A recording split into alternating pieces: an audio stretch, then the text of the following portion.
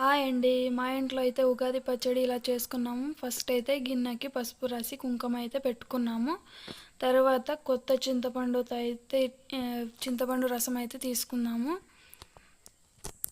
చింతపండు రసం అయితే తీసుకునేసి తర్వాత ఇప్పుడు తీపి కోసం అయితే బెల్లాన్ని యాడ్ చేద్దాము. ఇప్పుడైతే బెల్లం అయితే యాడ్ చేద్దాము. ఇక్కడ బెల్లాన్ని అయితే యాడ్ చేస్తున్నాను. తర్వాత వచ్చేసి కారం కోసం మిరియాల పొడి అయితే వేస్తున్నాను. అదైన తర్వాత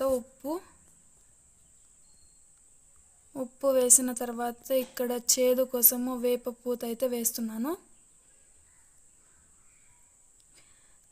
వేప పూత అయిన తర్వాత ఇక్కడ మామిడికాయ వేస్తే పులుపు వస్తుంది. సో ఒగురు కోసం మామిడి పింజలనే వేయాలి. ఫైనలీ పచ్చడి అయితే రెడీ అయిపోయింది.